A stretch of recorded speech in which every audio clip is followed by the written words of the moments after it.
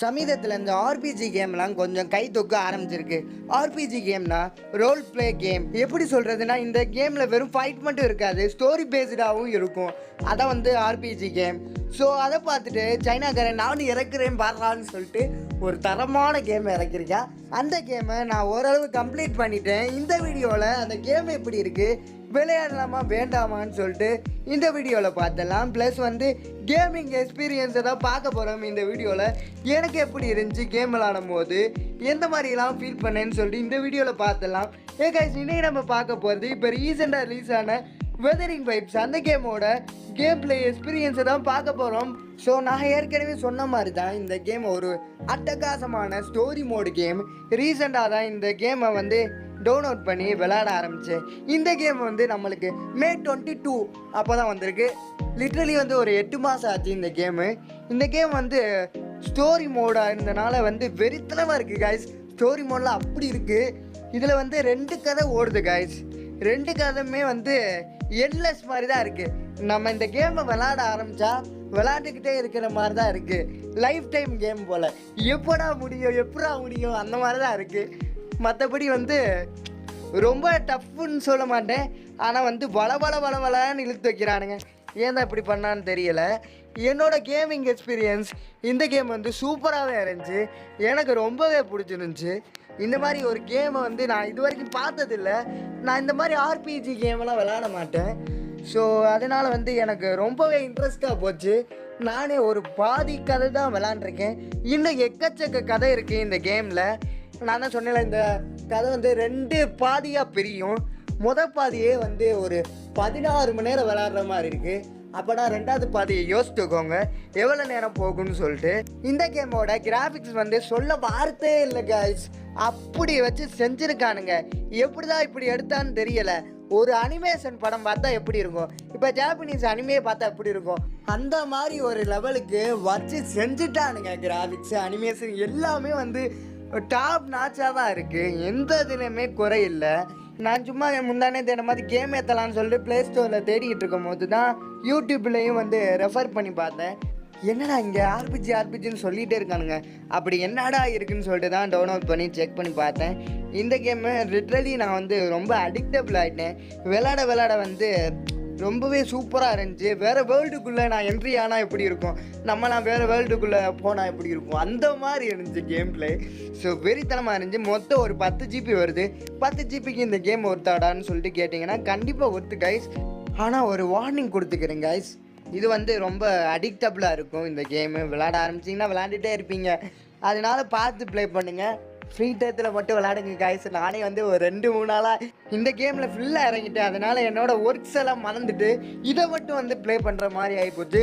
ஒரு ரொம்ப அடிக்டபிள் ஆகிட்டேன் இந்த கேமுக்கு. அதனால வந்து கொஞ்சம் பார்த்து விளாடுங்க காய்ஸ். நீங்களும் வந்து நிறையா வேலை வச்சுருப்பீங்க.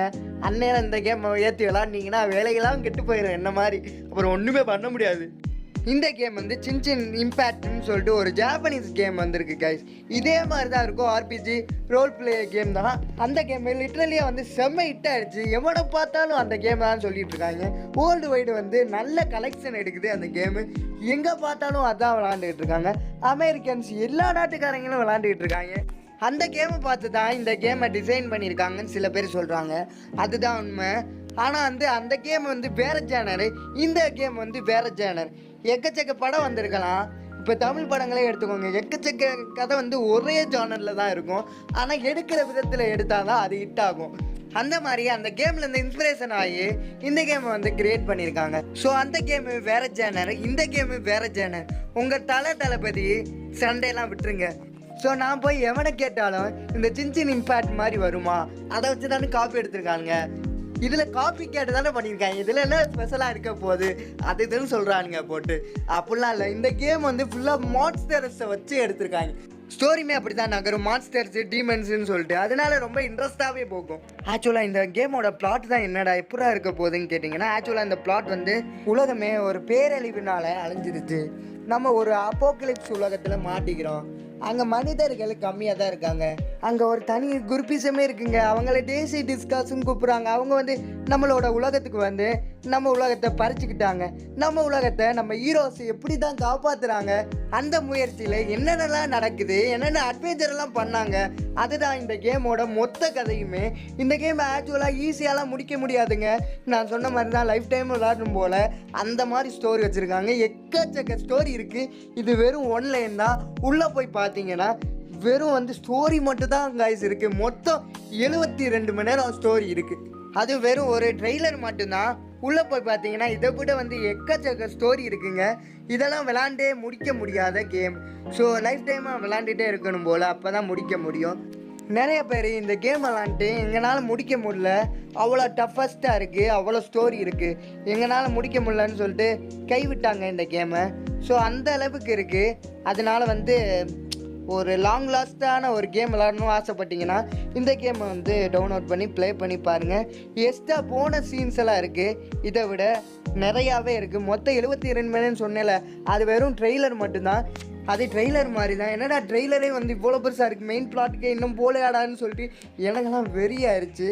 அதனால் ஒரு 10 மணி நேரம் விளாண்டுட்டு நான் டெலீட் பண்ணிட்டேன். என்னால் வந்து இதெல்லாம் மாரடிக்க முடியாது போட்டு. அதனால் வந்து பார்த்து ப்ளே பண்ணுங்கள். நல்லாவே இருக்குது. ஸ்டோரி வந்து செமையாக இருக்குது. ட்விஸ்ட்டு கிளப்பி விட்டுருவாங்க. நம்மளால் யோசிக்க முடியாது. இவனை இப்படி மாறிட்டா, இவனை இப்படி மாறிட்டா, அந்த மாதிரியே கொண்டு போயிட்டே இருப்பானுங்க. அதனால் வந்து இந்த கேமை ஏற்றலாமா வேணாமான்னு சொல்லிட்டு நீங்களே முடிவு எடுத்துக்கோங்க. விளையாடுங்க, அடிக்ட் ஆகிடாதீங்க, அதை தான் சொல்லுவேன். ஸோ இந்த வீடியோ உங்களுக்கு சாட்டிஸ்ஃபேக்ஷனாக இருந்துச்சுன்னா நம்ம சேனல் லைக் பண்ணுங்கள், ஷேர் பண்ணுங்கள், சப்ஸ்கிரைப் பண்ணுங்கள். இந்த மாதிரி gaming review, game play experience எல்லாம் போகலாமான்னு சொல்லிட்டு கமெண்ட் பாக்ஸில் கமெண்ட் பண்ணுங்கள். அடுத்து இதே மாதிரி ஒரு தரமான வீடியோவில் வந்து சந்திக்கிறேன். ஸோ அது வரைக்கும் போயிட்டு வரேன். டாட்டா, பை பை கைஸ்.